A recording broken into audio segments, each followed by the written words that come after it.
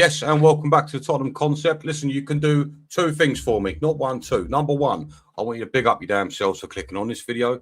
You know, I appreciate it. It means a lot to me. Your support, blah, blah, blah, blah, blah, blah. You get it. Number two, I've said it before, I'll say it again. I've made it work. I've done the maths. I've crossed the T's, dotted the I's. I've made it so it's completely free to subscribe to the Tottenham Concept. Help me help you, okay? How am I going to become a multi-billionaire and go and buy Spurs? You know what I mean? Think about it. Right, listen, we've got a bit of a different one for you today. We're going to be doing a preview of Newcastle Spurs. Now, I, for one, I'm very excited to announce my guest. It is our very own D-Man from D-Man TV. Listen, this guy, bit of a living legend. He might have the best hair in the biz. I'm not sure. Make up your own mind. D, my man, I am going to. There you go. How are you doing, buddy? You good? I'm good, man. I'm good. Thanks for having me on. That was a hell of an intro as well, man. I'm not sure about the hair, but you know, I take it. What about, man? Look at that hair. It's banging. Madness. I try, man. I try. But I still got the grey to represent as well. But all good, man.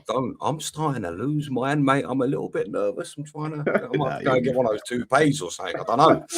But right, okay. Before we get started, now, guys, if you aren't familiar with D-Man, he's on D-Man TV. Please go and check him out. He does top draw content. But there's something very special about D-Man. Very, very special. Not so long ago, he had the man himself, right, Newcastle's and Tottenham's very own Les Ferdinand on the show. D-Man, what was he like? Explain that to me, buddy. Yeah, so if you my other channel, my main channel is actually 90s Mag, so check out 90s Mags. That's where we did the Les Ferdinand interview. So big up Jefferson, my co-host. But yeah, listen, the reason why I support Newcastle is because of Andy Cole, right? But the reason why I stuck with Newcastle is because of Les Ferdinand. So it was a bit of a surreal moment for me, you know, getting him on the show. And to be fair, it didn't take that long, to be fair. I met him last October after Champions League night, I think it was. I was in a bar waiting for my coach home late night, and he walked in with John Beresford, and he just came up and said hello. We got chatting, and then one of my friends, big up still, he made the connection a couple months later, and the rest is history, man. And you know, he was a pleasure to have on. You know, not to my own trumpet, but it was a good interview. So please go check it out. Yeah, he was very relaxed, he was very open. A few funny stories as well. There's a funny story about Gazza at the end of the show. Yeah, it was good. It was good, and he wants to come back on, which is the main thing. So I'm going to probably get him back on in the next few months and stuff. So yeah, it was a privilege to interview him, man. One of my idols, one of my Newcastle idols. They say don't meet your heroes, but I was just about to say that. You know what? It worked out. You know what? Listen, over here at the Concept, I'm not jealous at all. Not even the slightest, you know? It's all good. So funny enough, my dad's a Spurs fan, so he was watching. He's like, "Oh, wait a minute! You never told me he was going to get Les Ferdinand." But I said, "Listen, it was surprise to everybody. Surprise to everybody." But mate, that's crazy. You know what? And it's nice. It's nice to hear that when you meet someone like that, they are what you hope for them to be. Do you know what I'm saying? Like, that's great, man. Again, kudos to you because that's unreal. Listen, let's get into this, pal. I'm going to be very honest with you, D. I've got a bit of a soft spot for Newcastle, all right? And I feel like both sets of fans, Newcastle and Tottenham, we've got a lot in common. We're massive clubs, right? I think we're quite big clubs, right? And we've both been bereft of success. Now, I know we've had a cup in the last, you know, couple years, yourselves and us, but I just think for the size of the clubs, right, do you not think over the past 10, 20 years, we should have had a bit more success? 100%. I mean, you lot came closest to the biggest one, the Champions League. You know what I mean? You know, you were you know, whiskers away from getting that.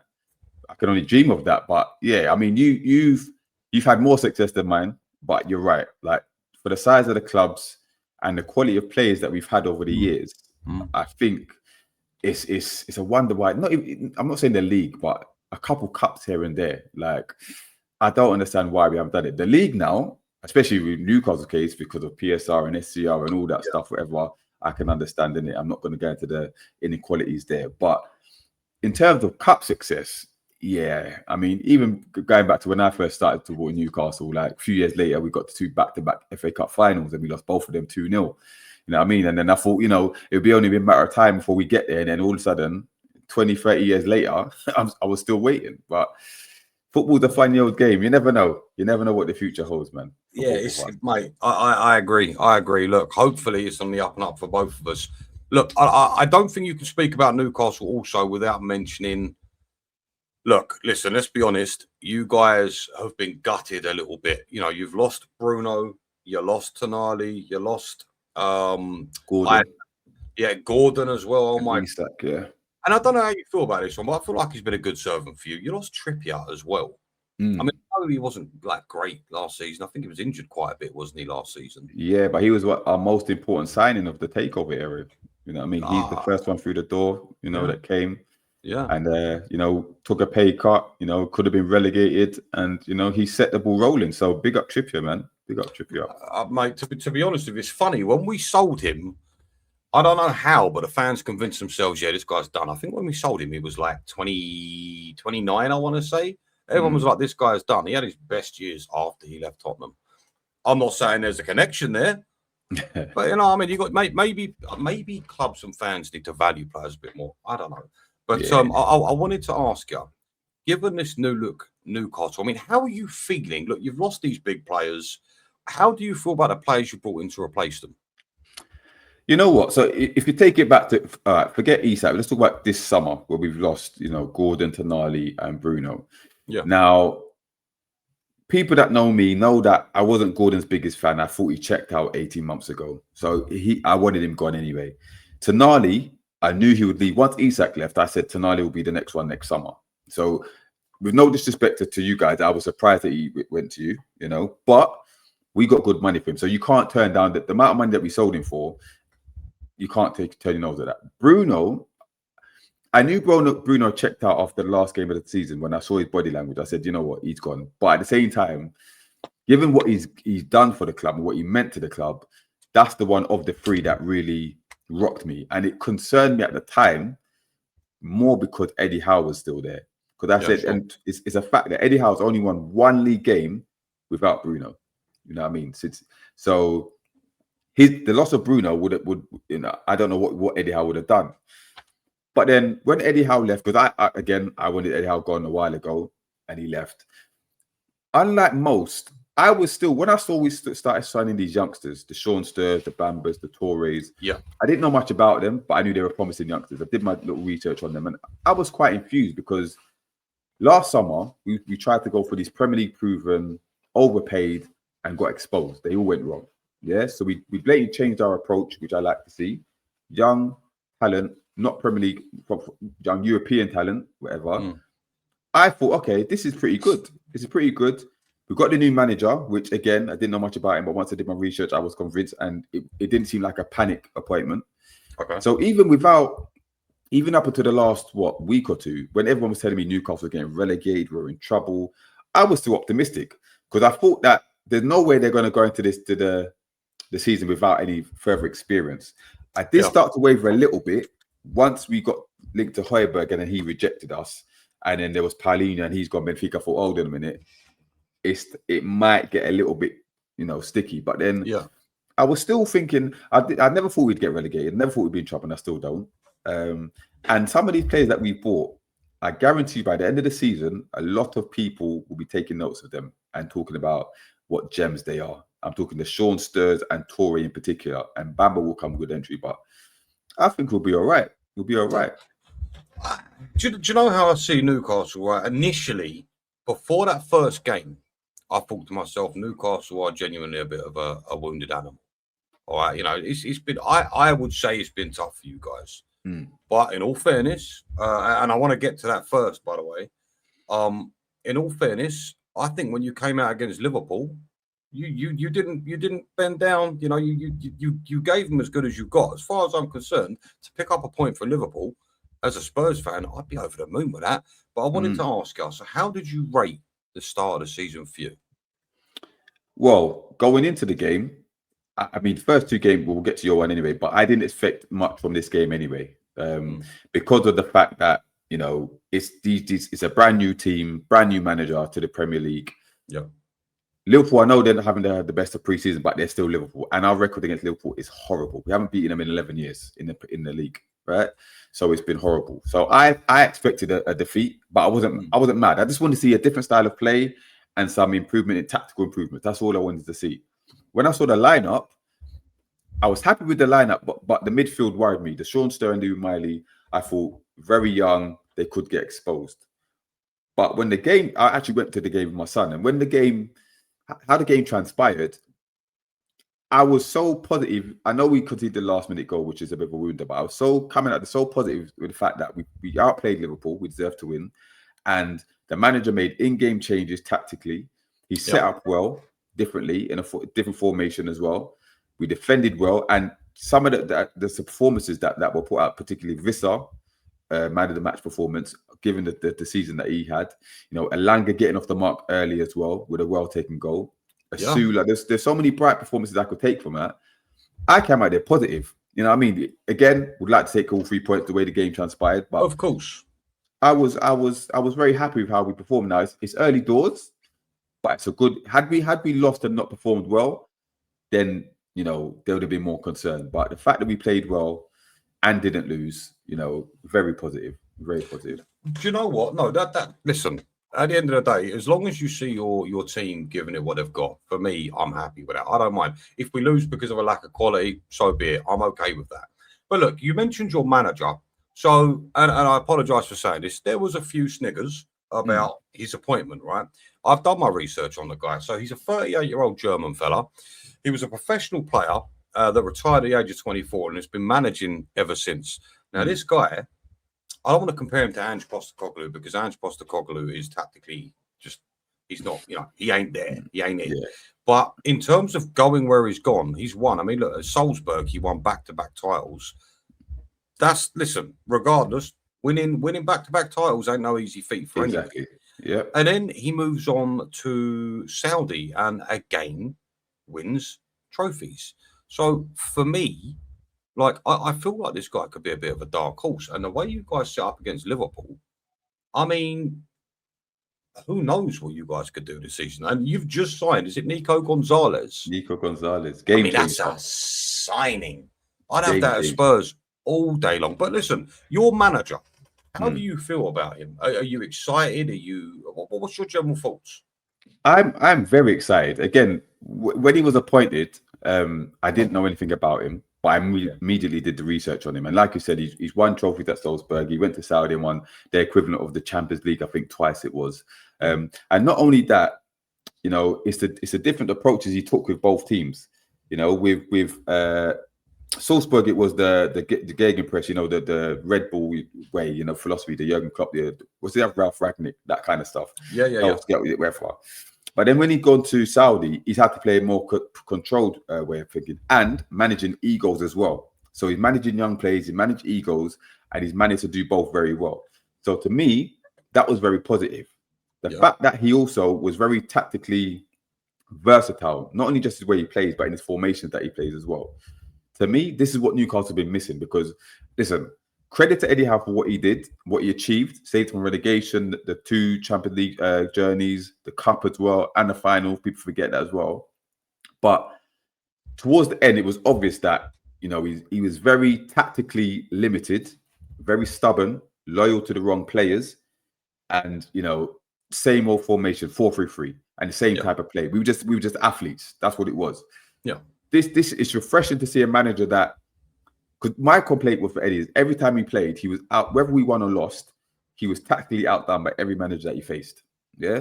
Now we've got a manager I'm confident can go up against any manager in this league and give it a go and make the necessary tweaks. You know what I mean? I was actually, when I got the tickets for the Liverpool game, Eddie Howe was still in charge. And I was so depressed. I was like, I'm going into a season like just expecting to lose, the same old rubbish. But then obviously the manager changed immediately. My mood changed. And with the players that we bought as well, they're not Eddie Howe type players. Some of them are very technically gifted. Some of them aren't athletes. There's a combination of a few. I looked at him and I thought, you know what? And then I saw how he managed in the friendlies. He got off to a winning start, had 2 difficult starts after that. But tactically, I could see the change in what he was trying to do. And he's got passion, he's got charisma, you know what I mean? And he doesn't have it from these North East journalists who Eddie had in his back pocket.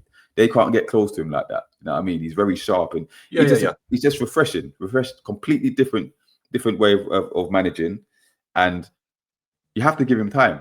And I'm willing to give him time. But from what I see at the moment, very optimistic. Hey, listen, that can only be a good thing. And I feel like Spurs fans, we're on the same sort of wavelength as you. We're hoping for bigger and better things. But I was going to mention Eddie Howe, and tell me if I'm wrong here. I feel like your fan base is really split down the middle with Eddie Howe.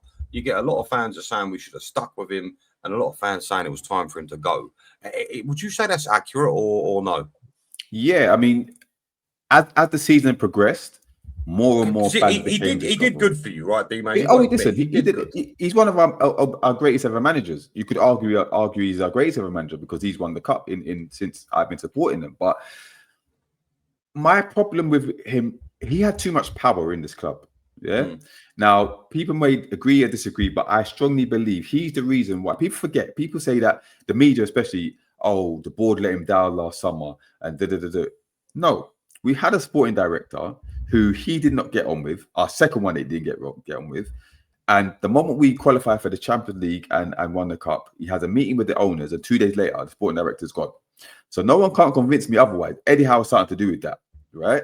So not only that, so you've gone into our biggest summer window with no sporting director, and you and your nephew are handling negotiations, right? You've overpaid for Visser. Listen, I rate Visser, but 55 million for a 28-year-old with 1 year left on his contract and a sell-on clause, yeah? And a sell-on clause. And a sell-on clause. 55 million for Anthony Langa, yeah? Right. Voltemada, who obviously doesn't fit your style of play. I like Voltemada, but he doesn't fit Eddie Howe's style of play. You paid 67 million for him. Yeah, panic buy, right? So you fluffed up this summer. So all this sympathy that he was getting in the media all summer, all season was ridiculous. Yeah, it's his doing. But my gripe with him is that the control that he had, and also, like I said before, the way we were playing, he stayed too long loyal to Nick Pope. Nick Pope cost us about 12 points last season with his errors, right? Wouldn't drop him. Only dropped him because he got concussed, right? You got Dan Burn playing at left back, right? He puts Lewis Hall towards the end season. He fell out of Lewis Hall and put him at right back. If not, he didn't play him. Yeah. These kind of things wasn't working for us. It came to a point where you could tell he couldn't take us any further. Yeah, he couldn't take us any further. I get that. We finished 12th. We can. People say Newcastle fans are spoiled. We're not spoiled, yeah, because I could suffer a mediocre season. But when you finish 12th behind your fiercest rivals who beat you twice, yeah, you lose 17 games and drop 27 points from winning positions, which is a record. That's inexcusable for me. That's inexcusable. So to me, yeah, his time was up. But you're right. This fan base, by the time he left, the fan base were split. And even now, there's probably still some, especially in the media as well, they're kind of hoping this manager failed because they can say, see, be careful what you wish for. See, Eddie Howe this, Eddie Howe that. That's not just Newcastle, brother. Believe me, you get a lot of that at Spurs as well. We're known for it too. No, do you know what? It's I love this sort of stuff because it's always interesting to hear from an opposition fan. Look, let's get into the meat and gravy of this. How bad are we going to smoke you on the weekend? You tell me. I'm joking. I'm joking, D-Man. Right, do me a favour for people. I listen, we need it. Please, just roll over for us, all right, please? Right, what I was going to say to you is, for the fans out there that don't know how Newcastle are going to line up, how are you expecting Newcastle to take on Tottenham? How do you feel they're going to line up? What sort of tactics do you think they're going to employ? It's an interesting one because I think we'll play a 4-2-3-1, similar to what we did against Liverpool. I think the personnel will be very similar, other than I believe that now that we signed Nico Gonzalez, I think he's been announced anytime now. Yes. I think he will start instead of Sean Sturr. So you have a midfield two of Miley and Sturr, right? Yeah. What will interest me is what we do up front, because Asuda's injured now. So I assume that Visser will go up front, but who plays at number 10 role? That's going to be interesting.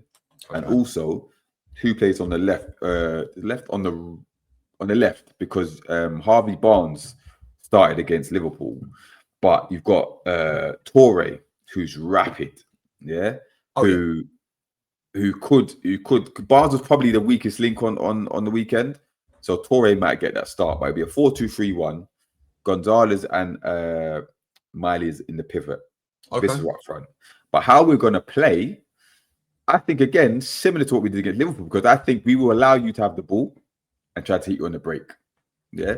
And I think that's the approach we're going to take away from home against a lot of the bigger teams, because I think you lot may struggle to break us down. And I think let me jump in here. You know what? usually I'd agree with you, but I don't know now. We've got Savinho, Marmoush, my man. See, this is the thing. This is the difference. You see, Marmoush, he loves a goal against Newcastle. He loves to destroy Newcastle. Does he? He loves. He's Newcastle team he scored against the most. Yeah. Yes. However, this is a new Newcastle now. Yeah. It's a new Newcastle now who go there with nothing to fear. And when you've got Lewis Hall and Dejic, Savinho and Marmoush don't scare me anymore. They don't. Right. Yeah. They don't scare me. Yeah? Trust me, they don't scare me. So and Tonali, yeah, who I rate, by the way. Yeah. What's that reception going to be like? Out of curiosity, quickly. Well, they'll boo Tonali, but then he's at home, innit? So you lot will drown us out, innit? When he comes to St. James's, that might be a different story. But the thing with Tonali is, I think we can exploit his defensive limitations. You know what I mean? He goes to sleep a lot. He loses the man a lot, right? So I think that we can exploit. But he's always given a danger, like, especially with the pace that he has and the power that he has, you know, and he's going to want to prove a point. You know, Isak tried that again, by the way, and he got shut down. But at home, Tonali, the crowd behind him, it could make a difference. But yeah, I think we'll just let you have the ball, allow you to have the ball, and try to hit you on the break. No, okay. I mean, you know what? That's fair enough. Look, I wanted to ask you as an opposition fan, right? Is there anything? What do you fear from Spurs this weekend? Is there anything you're like, oh, not looking forward to that? The one I'm not looking forward to is Marmoush. Yeah, because he'll play on the left or up front. I don't know if I am assuming he is a striker for Spurs. Right. That's what if he plays up front, he could be a problem for us. Yeah, because he does tend to call our centre back. If his movement as well, our centre backs, you know, they struggle with that. So he's the main threat for me. Again, other than that, I don't know. I mean, I saw you lot at the weekend, and I don't think it'll be that bad again. You cannot be that bad. I don't want to talk about that, mate. Yeah. But he's the only one who really, maybe Sevilla, because of his debut, he might, you know, cause a few problems. But if he plays on the right or left? Yeah. Savinho, well, I'd like to hope he's on the left for us. That's what I'd like to think. Because if he's on the left, he'll be up against. Yeah. See, for Girona, when he did his best work, and don't get me wrong, his first season at Manchester City, 10 assists and 1 goal. I think that's pretty damn all right. Personally, it's not right, but he does his best work on the left, so I'm hoping he's on the left. That is the idea. What about Fernandez? What do you make of Fernandez at Spurs? I like Fernandez, but he didn't start the last game, did he? No, came off the bench. Right. He's starting tonight, actually. Yeah, he's starting tonight. So I assume that he started the weekend then. But him and Tonali are probably in a double pivot, maybe. That could be very useful because Tonali did his best work. I'm talking even for Milan when he was in a double pivot. Yeah. Right. So Fernandez, he's a quality player. Would he worry me? Offensively, no. But that midfield battle will be very interesting between Miley and Gonzalez, who I assume will play. Yes. Those two. If it's Sturr and Miley, I think you don't win that easily. But if it's Gonzalez and Miley, it could be very interesting. I hear it. Yeah. All right, let me ask you quickly. If you could take one player from Spurs, who would it be? I'm going to exclude Marmoush because he only just got there, right? Because it would be him, but I'd probably say Van der Ven, you know. I rate Van der Ven highly. I do rate him. I rate Van der Ven. I do rate him. Do you now? Who have you got at the back? You've got Botman and Shaw. Botman, that's the one. I was going to say Fabian Shaw there, but he left ages ago. Yeah, but Shaw's still there. Shaw's still there. Is Shaw still there? I thought, I must have got that wrong then. That's poor research, Benji. Again, that second guy, the German fella. How do you pronounce his name? Chow. Yeah. Look at that spelling and tell me that's the Chow, right? I know. I don't get it, but he's quality. He's quality. Okay. So you would take Van der Ven. Yeah, I mean, I'm trying to think who else. I mean, because again, now we've got Nico Gonzalez. I ain't taking none of your midfielders, bro. That's what I'm saying. Like, this is a game changer for us. So, Marmoush is obviously. I definitely take Marmoush because Okay.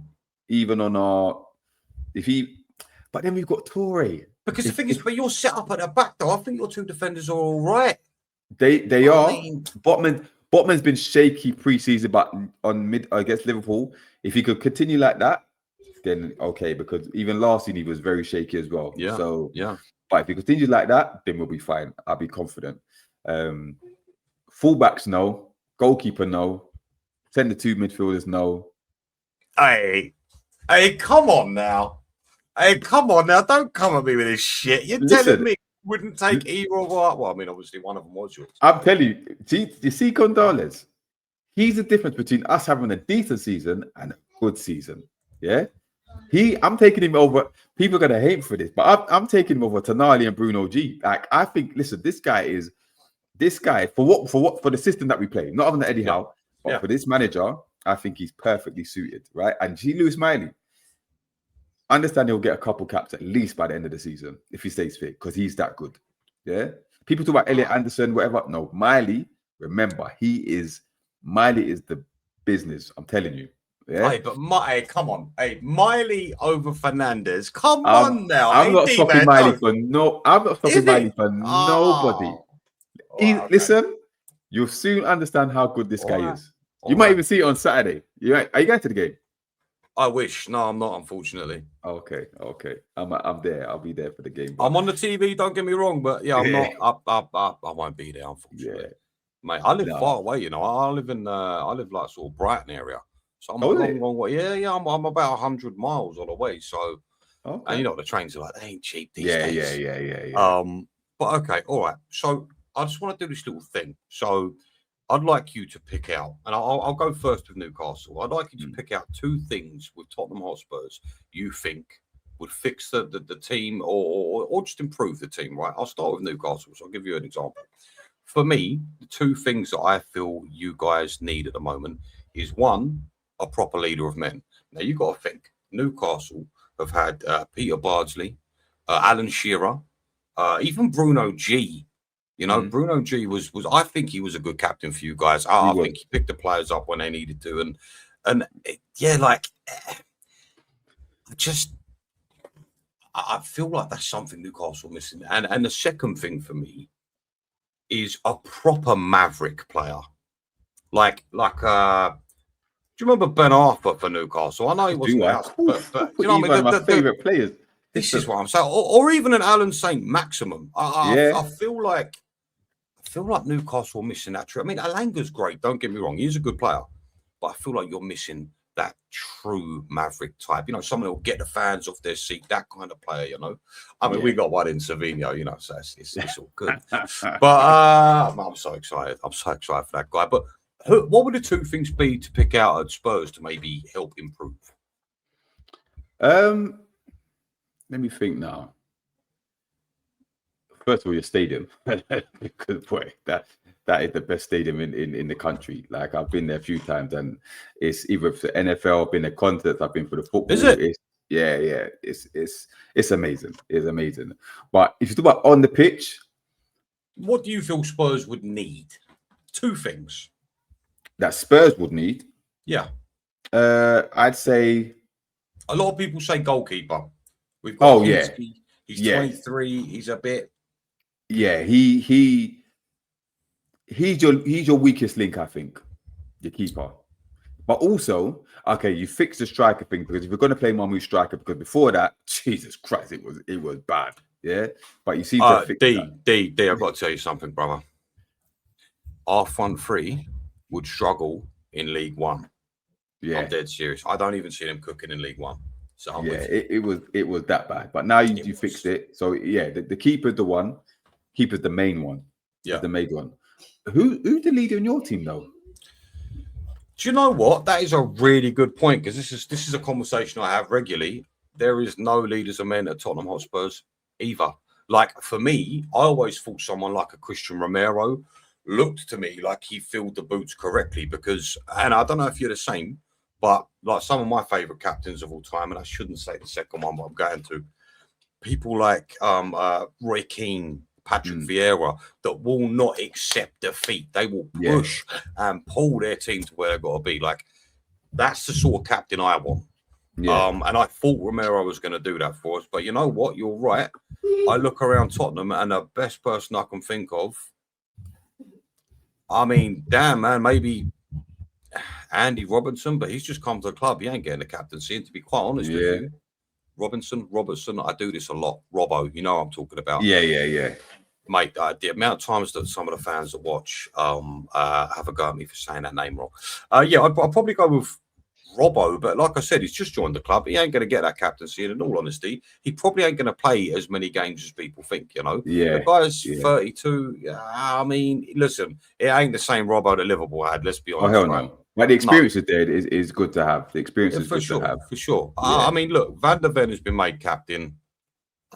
Look at that guy as a captain, D-man. I don't. He doesn't scream captain material. No, he don't. But listen, I'll tell you what, before we wrap up, let's go with predictions, my man. What have you got? And don't come at me with no bullshit draw either. What you got?